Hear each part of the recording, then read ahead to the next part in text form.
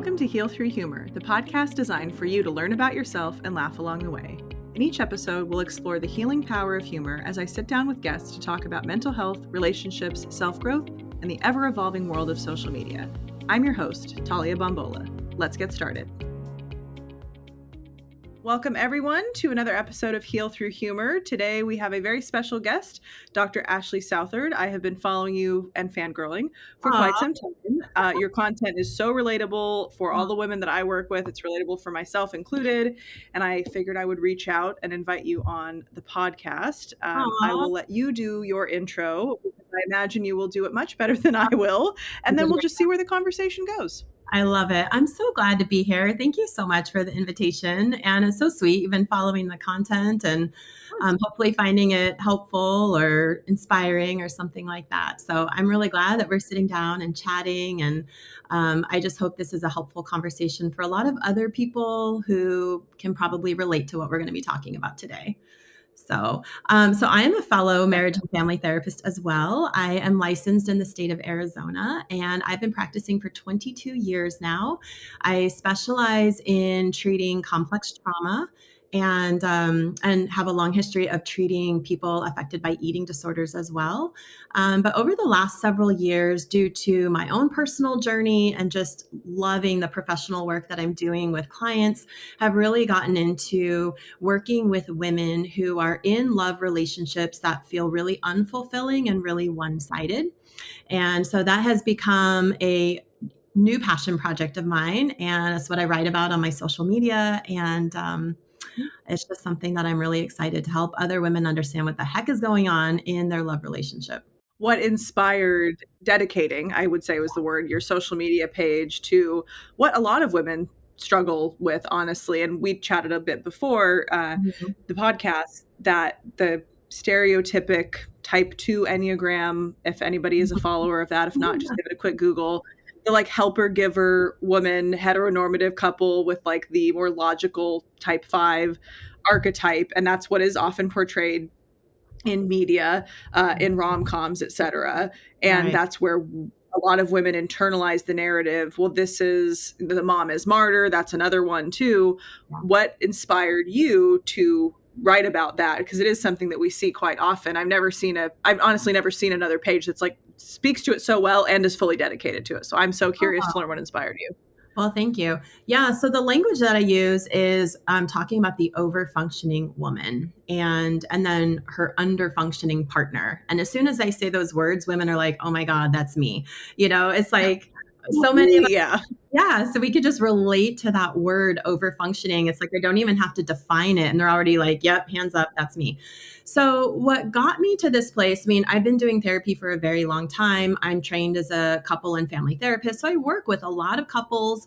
I see this similar dynamic play out over and over and over again. And then I started going through a very personal journey in my own love relationship about, I would say 5 to 7 years ago, and really starting to notice a pretty entrenched dynamic that was becoming more and more unfulfilling, and it wasn't working on either side of the relationship. Eventually I did make the very difficult decision, but very self-respecting decision to end that relationship. And through that journey of my own, so much, new, obviously healing happened, but new awareness happened of kind of what was really going on for me, what was really going on in the relationship, and what needed to change inside of me so that I could create a more fulfilling life for myself, more fulfilling relationship dynamic. And then I kind of put that together with my professional work, watching couples, go through a very similar dance, and all of the training that I have in understanding couple dynamics. And I put all of that together, and kind of what was naturally born out of it was this concept of the over-functioning woman, her under-functioning partner. And I just got to start writing about it. And I found my social media just became a place to start to put words to all of these nuances, and I'll be in sessions and I'm like, oh my gosh, we're talking about this one little nuance of the dynamic. Let me go write about it. And then, 1,000 women are like, oh my God, that's me. I can relate to that. I've never heard somebody say it that way. So it's just just kind of taken on a life of its own. And I think it's a little therapeutic for me to be able to write this and make sense out of my own experiences and organize it. And then knowing that it's helping other women put words to their experiences so they don't feel so crazy has been a bonus. So that's kind of how it all got started. And here we are with a ton of women who can just relate, and it just keeps inspiring me to keep going and keep writing. I think that's one of the most rewarding parts of being a content creator on social media and speaking to a specific archetype or a specific type of person and seeing it resonate with them, and that it gives them hope, it gives them a roadmap, it gives them some guidance, that there's relief, that they're not alone, which is one of the most relieving things I think to hear, especially in this dynamic, and that you don't necessarily have to leave, but you could if you chose to. Right. But you also talk a lot about self-restoration, Mhm. which I think is the one of the strongest suggestions or pieces of feedback to give women who are over functioning, at least that I work with. It's like, what do you get from this Mhm. intrinsically? When Yes. did this start for you? Like, separate from your partnership, take me all the way back to childhood, because I do Yep. psychoanalysis Yes, and I do too. psychodynamic work. But Mhm. let's go back to childhood. What was your parents' marriage like? Are they still together or not? If not, how did it go? What age? Like, I'll really do a deep dive. That it doesn't necessarily have to mean their relationship will end up the same way as their parents, whether that's staying together, usually unhappily, or breaking up, but they can self-restore and have this Mhm. self-trust. So could you tell our listeners a little bit more about what you define as self-restoration? Yeah, it's a great question. And I want to back up just a little bit. And I so appreciate you acknowledging that this isn't about staying in the relationship or leaving the relationship. I mean, certainly everybody is invited to make those decisions for themselves. And I'm very, very clear in my content that I am not here promoting staying together or promoting divorce. That is a very Correct. personal decision that only the person in the relationship can decide for themselves. And one isn't better than the other, and one isn't worse than the other. So I say all of that because self restoration is about getting reconnected with the parts of this process that you have control over. And that is you and what's going on inside of you. And over functioning is really about being over focused on your partner. I'm talking about over functioning in love. Certainly we can over function at work and in a lot of other relationships, but I really like to keep it to the love relationship because I think that's where most of this is going to play out. And if you can get that really organized within yourself and cleaned up, it's going to translate out into all of your other relationships where overfunctioning shows up as well. But with overfunctioning Yes. in love, you are over focused on your partner. You are over giving to them. You are over accommodating them. You are always trying to take care of them at the expense of yourself. So you are sacrificing yourself. You are tolerating things that really aren't acceptable for you. You're holding on to hope that it's going to get better, but it's not actually getting better. And so I really talk a lot in my content about the way to heal from this is self restoration. And the key word there is self. Self restoration is about coming back to you. It is about returning your focus back to what is happening inside for you and not being so over focused on what is happening for your partner. So it's about reconnecting with what are you feeling because you've been so focused on what are they feeling? What do they need? What do you need, right? What's happening for you? Yeah. And then really stepping into a place where you start to ensure that those feelings are being tended to by yourself and hopefully by your partner, because that is what a healthy relationship requires, that your needs Right. are being met both by yourself and by your partner, because again, that's important in a healthy relationship dynamic. So it's about recalibrating the balance in the relationship because when you're over functioning, it will eventually turn into a one sided relationship where you are giving, giving, giving, and they are taking, taking, taking, right? And Mhm. so when we are in self restoration, it's about stepping back from giving so much. Doesn't mean you don't continue to give. That's wonderful to give, but don't Right. give to the point where Mhm. that's all you're doing and you're not receiving in return. We've got to bring it back into a balanced state. Many of the women I work with who are in this dynamic tell me also they don't know their own needs. Yes. So usually it stems from childhood. there wasn't a self-restoration or self-trust really modeled. Right. They derived a lot of their self-worth and praise from others of how good of a girl they were, how much of a contributor they were, and they internalized that message, which I think a lot of women do, honestly, Yeah. that it's what you can do for others, it's being nurturing, it's being giving. But one of my favorite lines is like, the givers have to have boundaries because the takers often don't have any. And Exactly. that is very true in the overfunctioning, underfunctioning dynamic. That the I kind of have a theory, like chicken or the egg. Like, is it that the overfunctioner is out in the world overfunctioning onto and into every relationship, and they meet somebody who may or may not be capable for themselves, let's just say in one track that they are, but Right. the overfunctioner seems to derive such joy from giving constantly Yeah. that the person's eventually like, oh, well, I think that you like it, so I'll let you do it. Like, why would I stop you? And Totally. then that spurns a Yeah. relationship. Or there's usually the other side where the person is over functioning. They're both attracted to and attractive to the underfunctioner who is already underfunctioning in their life, and they see them and go, I could whatever, change them, fix them, help them. This is my opportunity to basically stay the same. And that's what both of them are thinking.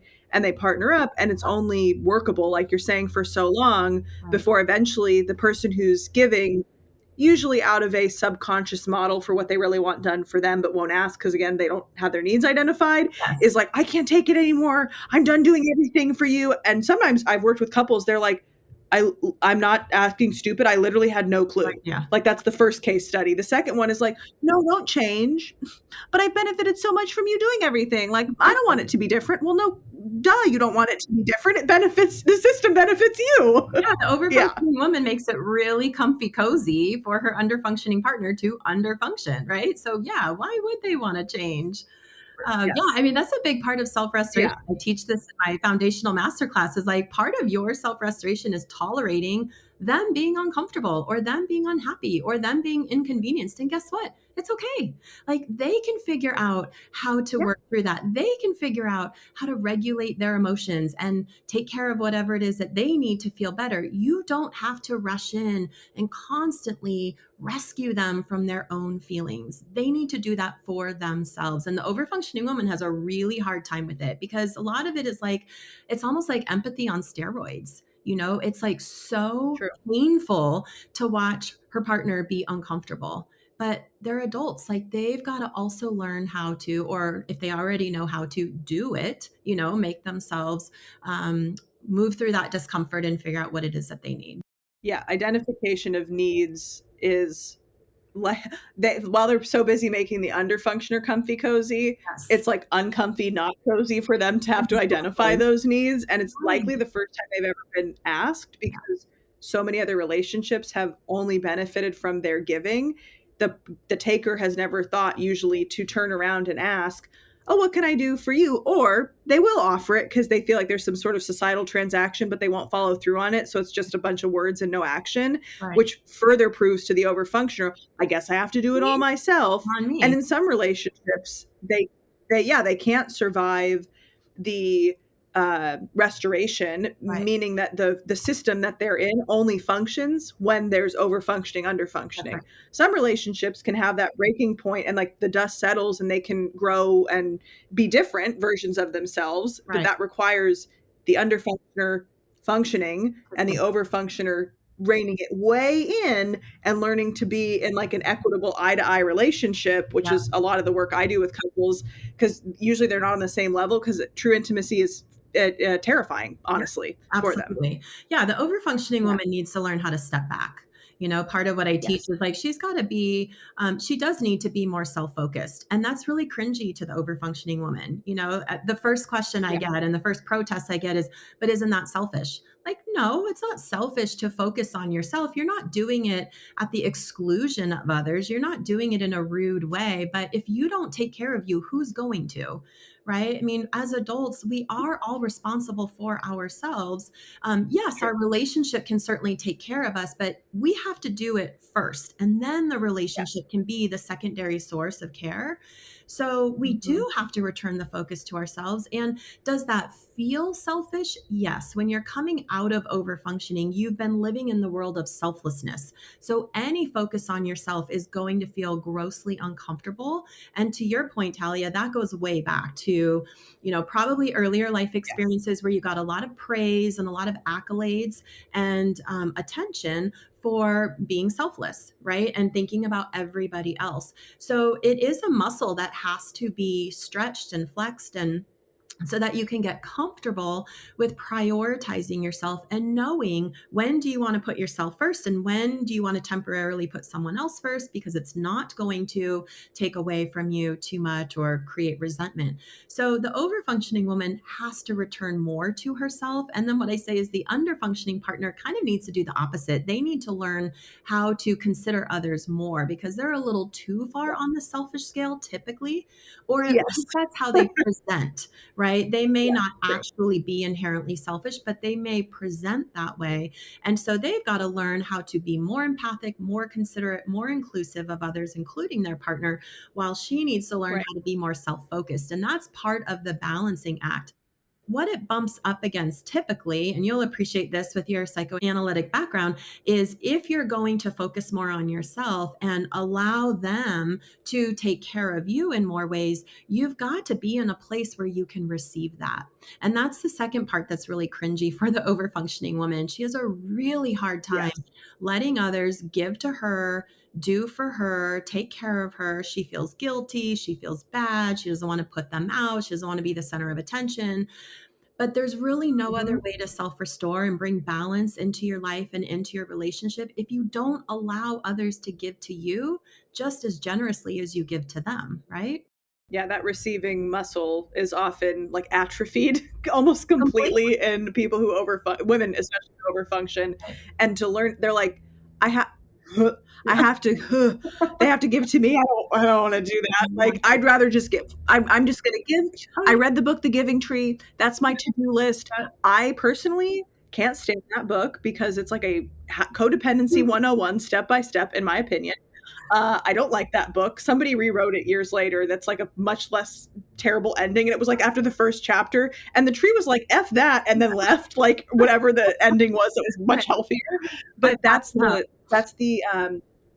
yeah, like that's the societal narrative that I think so many of us either ourselves or from our parents or cousins or whatever family generation grew up with, like the woman as a martyr, Yeah. be giving, and that's how you're going to attract somebody and keep somebody. And honestly, probably back in the day, culturally, that is how society had to function when women weren't allowed in the workforce. Like what a wild time that was to live Right. in, probably. Like you had to be home and over functioning Yeah. and giving constantly and all the time because the family system would like collapse without it. We're far beyond that now, where we are asking a lot more of our relationships and can ask more of our relationships. And I don't think everyone has caught up with that. Each individual has needs, and it's not all about one person in the relationship or the one person who's working out of the home versus in the home. That's another dynamic I see in couples as well. Yeah. Well, she's home all the time, so she should blah blah blah. And I just let him talk for Yeah. the most part, and then I'm like, would you want somebody to say this about you if the shoe were on the other foot? And usually like, well, no, because I would. I'm like, then why are we saying it now? And they're like, oh, that's a good point. So being able to have them have a space to talk about it, but also catch that of like this over functioning, under functioning, even if it was modeled to you by your parents or different generations, you don't have to choose that. You Right. can have a different fate if Right. you choose a different fate. Right. Yeah. And Yeah. there's been a really interesting cultural phenomenon, I think, for women, at least in our generation, because I look at kind of the timing of where we're at in our adulthood. And, so many of us were raised by Yep. moms who had been coming out of the women's movement, and into kind of this Yes. feminist way of showing up in the world. And so I Yes. know the messages that I grew up with, both in the family, but also culturally, where, you don't need a man. Make sure you have your own money. You can work and have kids. You can do it all. You can be anything you Mhm. want. And there's a Yes. gold in those messages. I think it's fantastic that us girls and now Yep. women were raised to believe that we can do anything we want, and that is absolutely true. I think where it's gotten a little tricky for many of us, I know for me personally and a lot of my clients, is we can do it all, therefore we think we should do it all. And so we're now trying to Yes. do everything in these amazing careers and be the boss babes, but then we're also trying to be the super moms. And then we're also just really inherently good a lot of times at empathy and relationships and compassion and emotion. So then we bring all of that energy into our relationship at home, and then we're kind of trying to do all of it. And I don't know that our partners have necessarily gotten the same messages of, you can, have whatever job you want and do it out in the world, but then when you come home you can also do it all there. Like, that message hasn't happened, but it has for women. No. Right. And so we've seen Yes. this dynamic like start out really good, and the intentions are good to raise our girls that way. Right. But it's kind of been taken to an extreme where we're trying to do it all. We feel alone. We're completely burnt out. We're resentful. And we keep going to our partner trying to talk about it. And our partner is like, I don't know what you're talking about.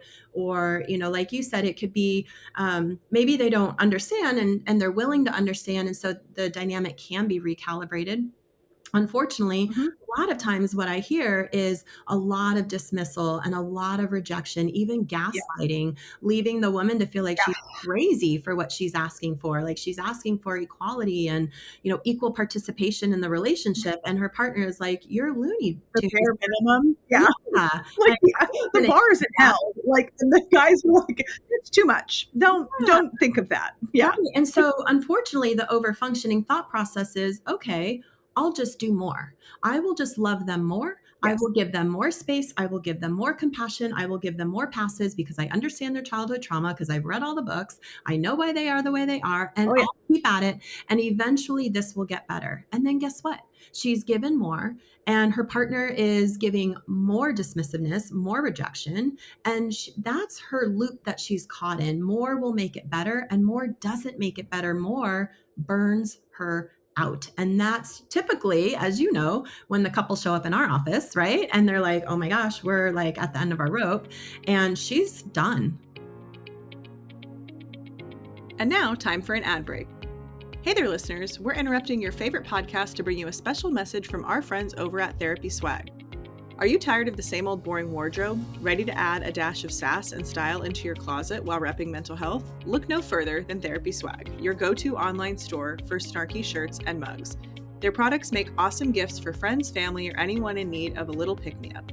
They are on a mission to break the stigma surrounding mental health. They use humor and creativity to open up dialogue, challenge stereotypes, and remind us it's okay to not be okay. Because let's face it, laughter is the best medicine. So why settle for ordinary when you can stand out with Therapy Swag? Head over to their website today and treat yourself to some snarky goodness. Trust us, your wardrobe and your mood will thank you. Thanks to our sponsor for supporting the show.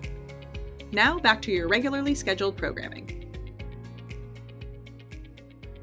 It's so joyous when couples come in and they can make it through, but it's also so sad when couples come in and they're really, some of mine are like really working at it. Yeah. And we ultimately reach the point where they individually in front of me, I'm, like we've said, we can't make that decision for anyone. Even if we weren't therapists, it's not right to make a decision on someone's behalf. Mm-hmm. That they realize, like, I just don't, even if we had the roadmap to get out of it, I don't know if I could see you in a different light. Yeah. Enough to do a 2.0 is what I call it in my practice. Yeah. They have like the 1.0 version, and they come into treatment. Sometimes they've been to therapy before, sometimes they haven't. I'm like, if you agree to do a 2.0, it doesn't mean everything in the past is like Men in Black pen zapped out of your brain, but you make a conscious effort of like, that's our new starting point with all the skills we're learning in therapy. Some couples can make it through and do a successful 2.0, and they both leave their less desirable versions in the past, but so many couples can't, honestly, because so much resentment and disdain has built up that the feedback loop, like from obviously in trauma therapy as well, it's so fight or flight that I see one thing that reminds me of what used to happen. I get triggered, even if my partner could change, I might not be able to because I was over functioning for so long.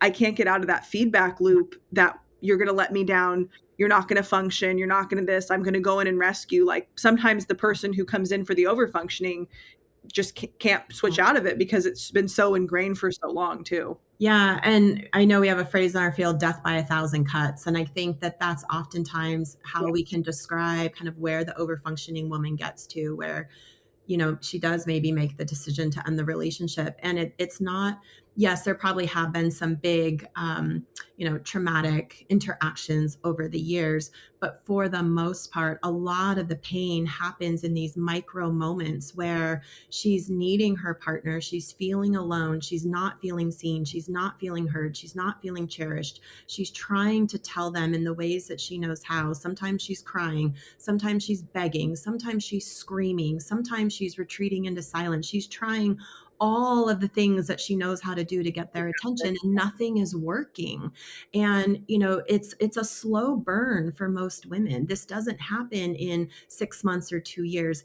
Most of the comments on my page are like, I've been married 20 years, 25 years, 30 years. It's a slow burn. It's all these little moments where if it happened once, it would not kill a relationship, but it happens over and over and over Correct. again. And she keeps trying to move on. She keeps trying to pick herself up and not let it bother her and shake it off. And he didn't mean it. And it's not that bad. But seriously, over time, there's only so much the heart and the psyche can take before eventually they hit a breaking point. And I think what's confusing for the partner is it's usually, the thing that breaks her is usually just another one of those micro moments, right? That you're like, we're going to end the relationship over this. And she's saying, no, it's not It's over not this. that. This has happened 10,000 times and I can't do it anymore. Right. And Yeah. for whatever reason, her partner couldn't hear it, didn't hear it, wouldn't hear it, didn't understand it, whatever the reasons are. And she's done. And, couples research has shown us that in a heterosexual relationship, when the female partner, if she has been the one kind of pursuing the emotional connection in that relationship, which is another way to describe overfunctioning, when she's done, she's done. Like no therapy can really usually bring her back because, like you said, there's just so much collateral damage that it's just insurmountable at that point.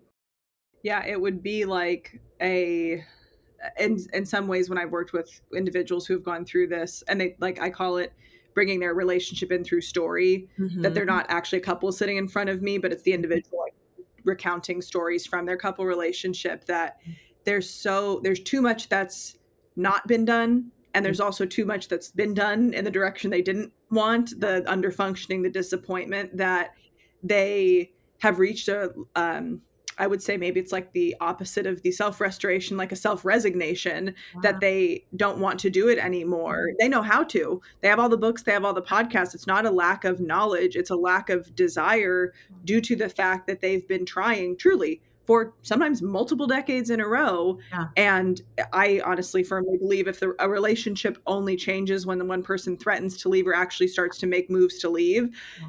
like, is that really going to be a lasting change? Probably the minority percent is a yes. The 97% no. Like, I want to leave some room for outliers and research. If Sure, somebody has one, definitely. send it to me. But like, that's just, Yeah. I'm sure there's some anecdotal, but it's more often than not that there's a resignation of, Mhm. I literally did it all. Yep. Not only did I overfunction do it all, but I did all the things to try to make this work. Yeah. I'm done. I Yeah. can't do this anymore. I've reached an emotional cutoff. I'm going to sell myself short if I stay for another 2, 3, whatever, 4 decades. And I know you've talked before about women who are overfunctioning and also moms. And that's a Mhm. huge part of at least my population that I work with too. So I'd love if we could spend a little bit of time talking Yeah. about that, because that's a huge question that people come in and ask us. We can't answer, but like, does staying together for the kids help? Kids. Research has shown no. Like back in the 80s, it was a yes because it was a much more traditional culture. Yeah. Now we have data and longitudinal studies to show it actually doesn't, because if the child has any inkling and they're coming and asking you, why are you still together? Mm. I'm not saying what to do, but I'm saying divorce at that point might not be as painful of an option as you think. If you're trying to spare your kids, but they're already in on it, there might be more relief on the other side of you two just having to worry about parenting and not partnering and parenting all at once. Right. Yeah, and I think that that's the fear point for so many overfunctioning moms, we'll call them, right?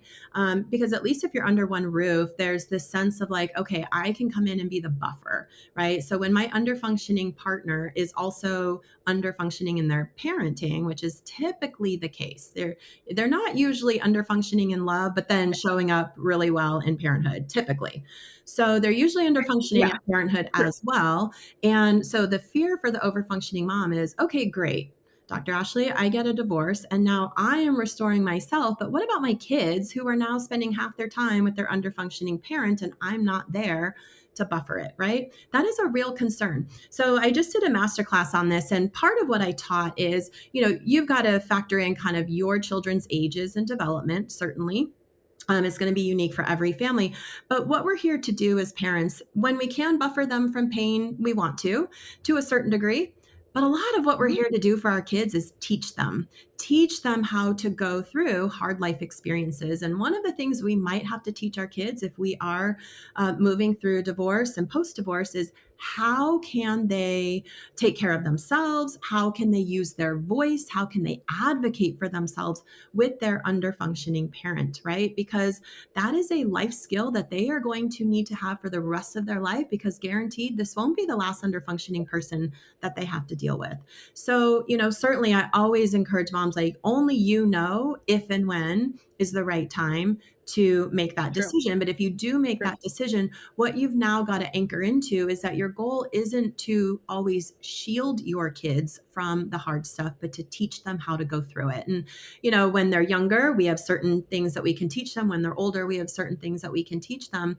But there is a way to help kids through this. And, if you stay together, quote unquote, for the sake of the kids feel it. And there eventually comes a point where and overfunctioning moms of older kids can attest to this, that there comes a point where it doesn't matter if you're there, because what kids need as they move through their Yeah. development, they go from needing more of that physical tangible support when they're younger, as you know, with your kiddo, right? They need hands on deck to get them through the day. Yes. And that's where the underfunctioning really Yes. is apparent.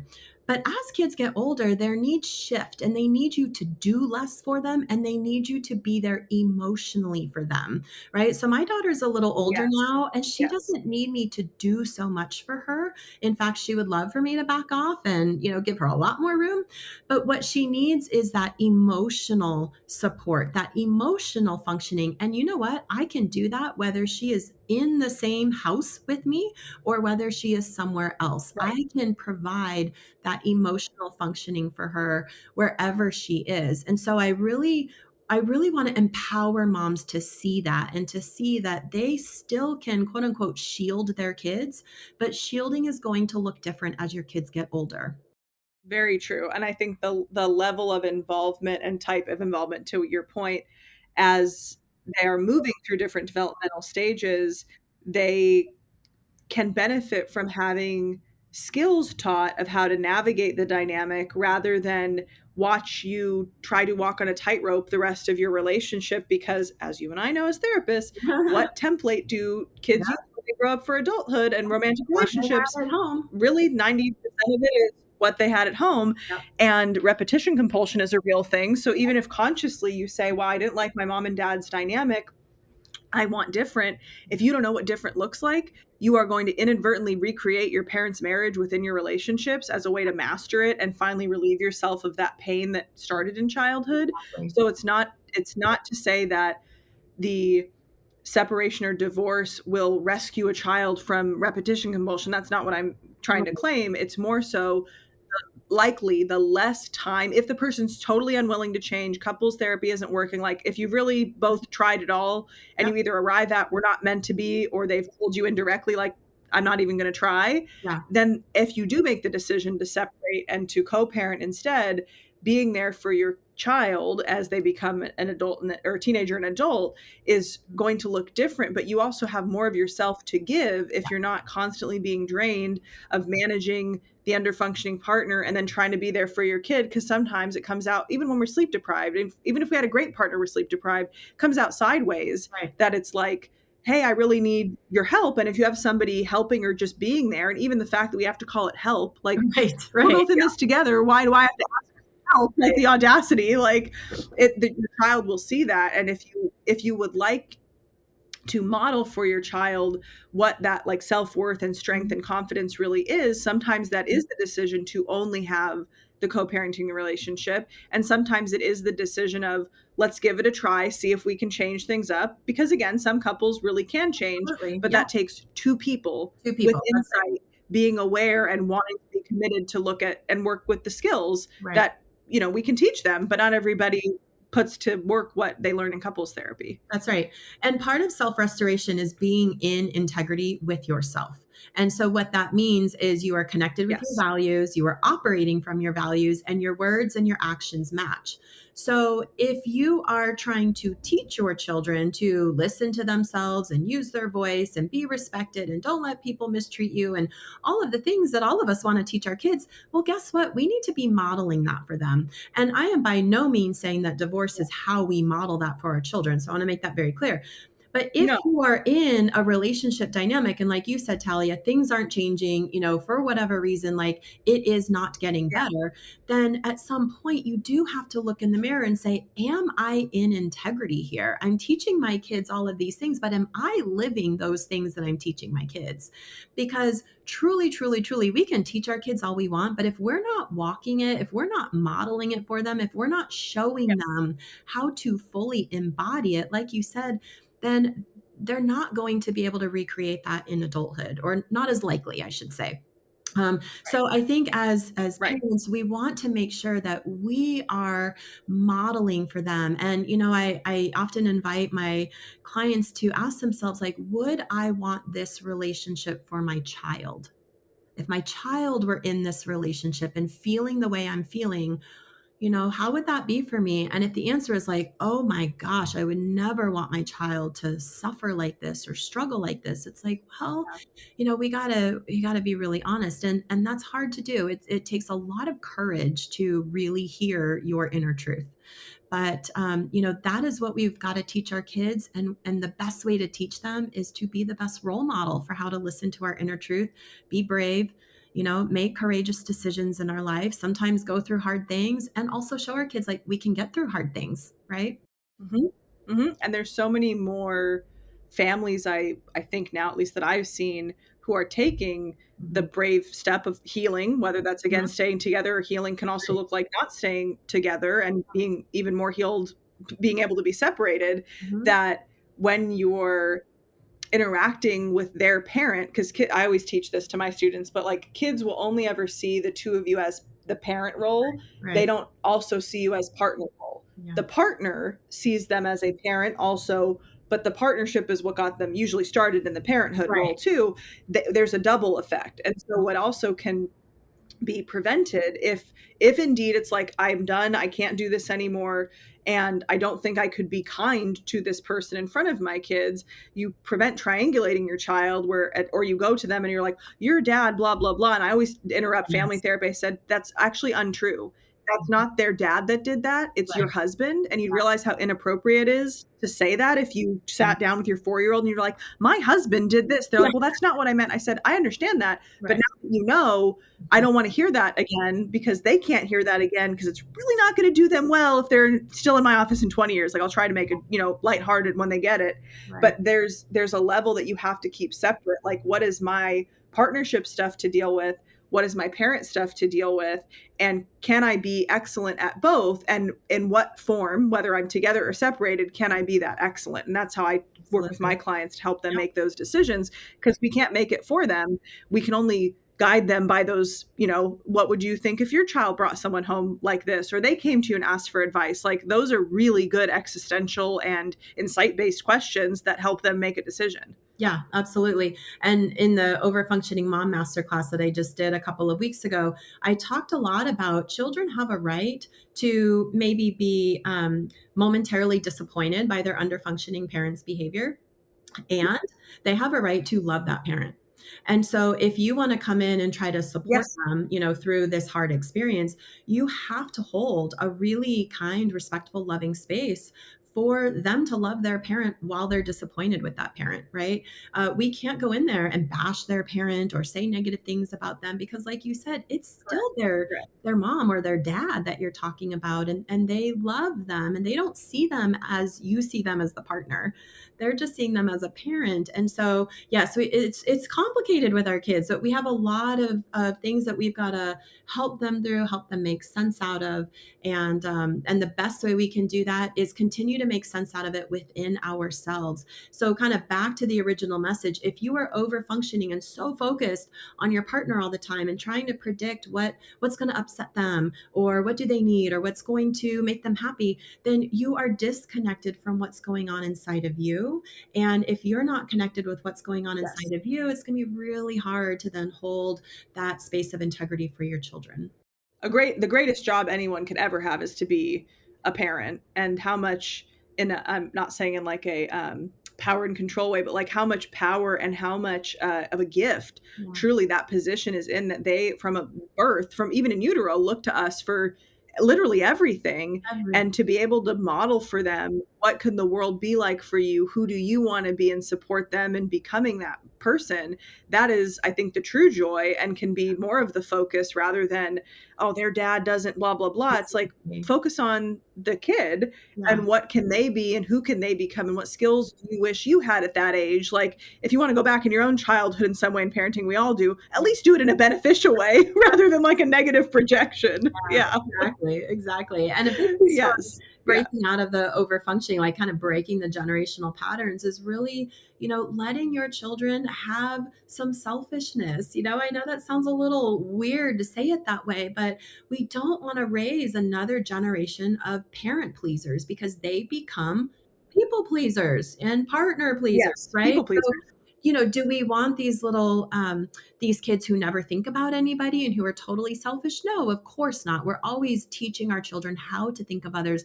But I think it's just as important to help our children understand how to effectively and respectfully think about themselves too. And the way that we can do that through our parenting is we can ask them, well, what do you think about this? Or, well, if we were to go to dinner somewhere tonight, where would you like to go? Or what's going on for you right now? Or we're planning a vacation. Are there some things that you would like to do while we're on vacation? And help them feel like their needs and their feelings matter to you and that their voice matters to you so that they become an adult who says, I know how to think about others and I know how to think about myself. I'm not getting my value and my self worth just from Right. making everybody else happy. Yeah, that's such a good point, that the messages they receive, and not to be a people pleaser. And of course, the grandparent generation is like, oh, like that was so disrespect. I'm not mocking, but that's usually the voice of grandparents in my life, is like, that's so disrespectful. It's like, Yeah.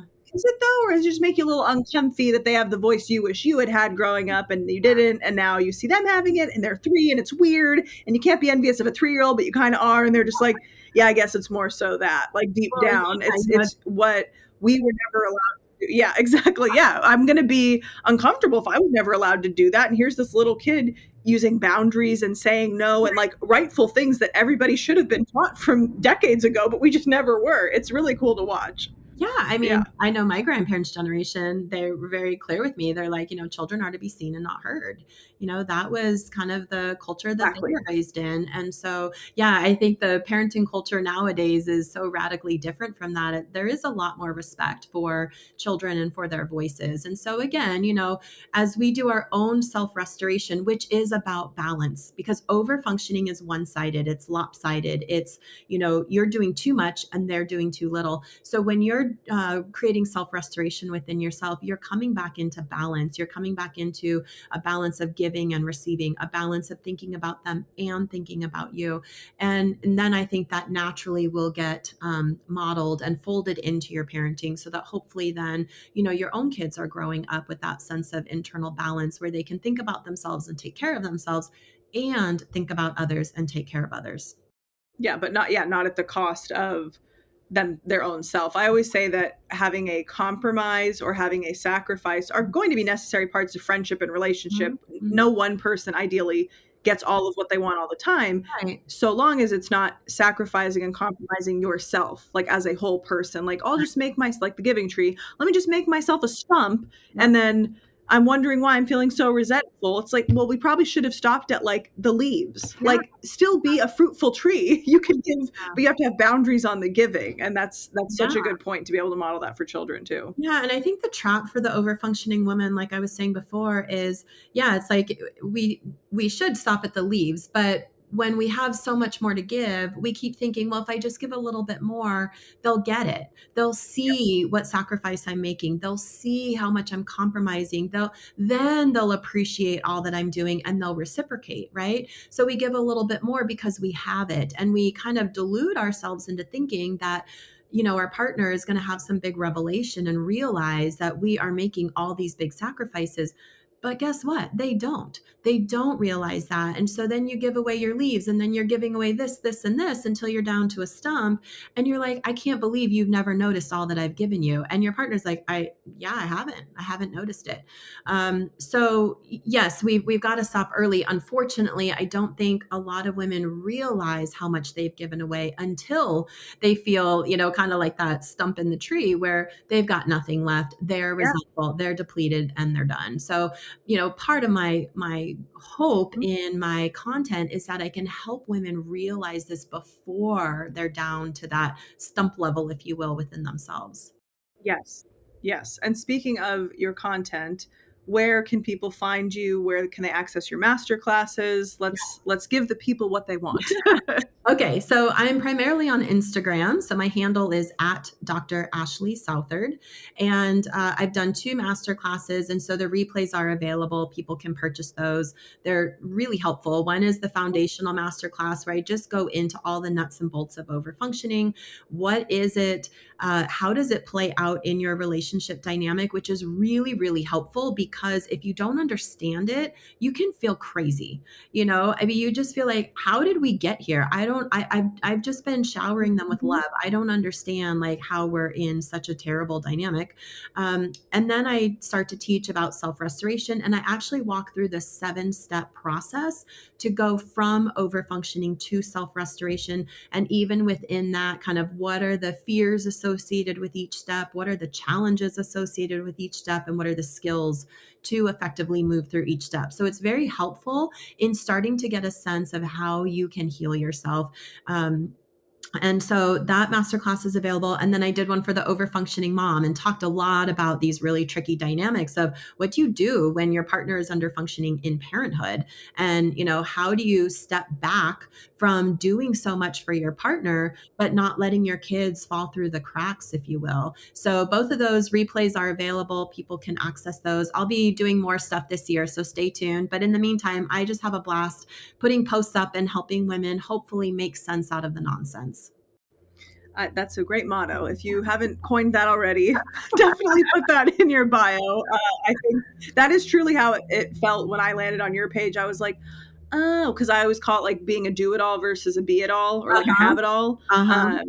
And I work with a lot of over functioning women that Uh-huh. it's a part of their identity, and they Yeah. almost like there's like the weaponized incompetence that people talk Yes. about. I sometimes make the joke at them. I'm like, sometimes you weaponize your own competence. Like it's a Mhm. bit of like a one-upsmanship, and they're like, well, sometimes I had to survive, or I never realized I did that. And I'm like, it's not a bad thing. We just Right. want to deeply understand. Yeah. Can we tone it down a little? Like Smidge. if you really want the partner you're saying or the family you're saying, we just need to dial it back and leave it at work where it belongs, or in this one arena training where it belongs. And then that helps them to understand, oh, I don't have to change everything and like stop functioning, because that's not the Right. solution. No. It's learning to not overfunction. And you do a Yeah. really great job of speaking to that. Oh, well, thank you. Yeah, and in the class, that's exactly what I talk about. Like, over the traits of overfunctioning are actually really beautiful traits, right? I mean, you're giving, They you're are accommodating, you're flexible, you're compassionate, you're forgiving, all of these things. Like, please don't amazing. stop doing Yeah. that. You're just overdoing it. And too much of a good thing is still too much. So I love what you're saying. It's like turning the volume Yes. down on those so that you can turn up the volume on some other traits that will really bring balance into your life. And that's really what we want to focus on. It's not about no longer functioning or being the kind, compassionate person you are. Like, that's in your DNA. We're not asking you to stop that. We're just asking you to turn up the volume on some other things, like how can you be a better receiver? How can you be more self-respecting? How can you raise your standards so that you're not trying to make do with breadcrumbs and tolerate the intolerable?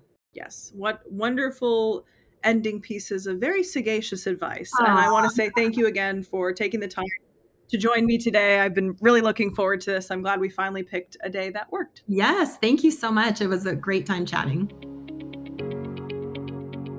Thank you so much for listening to another episode of Heal Through Humor. If you like the show, can you please go on your favorite platform and like, rate, review, subscribe, all of the terms that we usually throw out? I would really appreciate it, and I would love to get more listeners just like you in front of the podcast. And if you have an idea for a guest, please feel free to DM me at Talia Bombola. I would love to hear from you.